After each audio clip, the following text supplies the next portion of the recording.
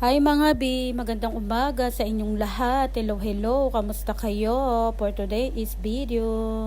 Bali tinanghali na ako ng gising mga B, mga 11 o'clock na. Tapos ayan ang una kong ginawa, nagsaing na muna ako at nagluto na ako ng ulam kasi nagugutom na ako. Bismillahirrahmanirrahim. Kain tayo mga B. Ayan na nga, bali ang inulam ko for today, nagsinigang na manok lang ako kasi nagkikrave talaga ako sa sinigang. Dahil nga puro tayo prito itong week, kaya nagluto ko ng sinigang.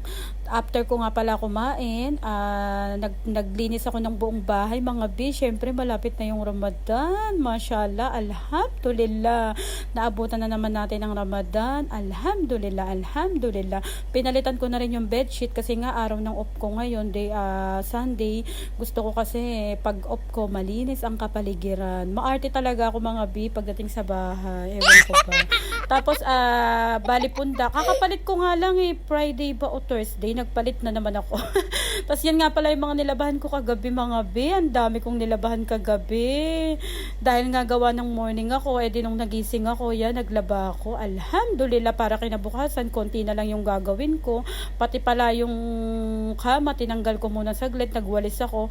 Tapos pinunasan ko na rin yan ng Clorox mga B, para malinis na malinis. Pinuksan ko nga yung 2 bintana sa kusina, tsaka sa CR kasi nangangamoy Clorox, ang tindi ng amoy. Pero okay na rin yun mga B, diba? At least nakakalinis tayo ng ganito. Tapos napupunasan natin ng Clorox. Kasi talagang pag naglilinis talaga ako. Actually, araw-araw ko naman to ginagawa mga B.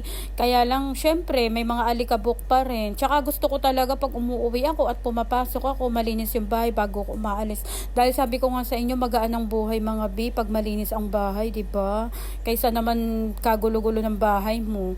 Tapos sa bedsheet ko naman, pag hindi ko nagustuhan ng pag parang nanawa na ako sa kulay, pinapalitan ko. Nanawa talaga ang arte niyan.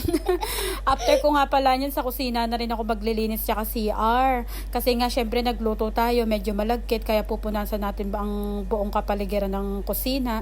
Tapos yan na nga mga B, kinuklorox ko na yung sahig. Yun, bali hindi ko na ginagamitan ng mop, yan na lang ginagamit ko kasi sa mop ang daming kaek-ekan. Tapos lalabahan mo pa, at least ito basahan lang, maliit na tela lang. Tapos na, o diba, ganun lang kasimple yung buhay. Pagtapos ko nga pala niyan mga B, lampaso ng sahig, bali ang ginawa ko naman yung kusina. Yun nga, babrushin ko rin yung sahig niyan. Tapos magpupunas-punas ako sa mga dingding. Pero pag nagluluto naman ako, hindi naman tumatalsik-talsik yung mantiga kasi din ako, tinatakpan ko din naman yun. Bali, kailangan ko lang talagang i-maintain yung kalinisan dito sa bahay, syempre. At tsaka yun, basta gusto ko talaga malinis yung bahay para magaan ang buhay. Tapos after ko yan, pati CR, brinash ko na rin, lahat-lahat, nilinisan ko na, alhamdulillah. Para ngayong off ko, diba, matutulog na lang ako ng matutulog. Tapos, gigising ako ng hapon na or gabi, yun. Tapos magkakarak lang ako. Yun lang naman ang gawain ko mga B. Hindi kasi ako palalabas mga B.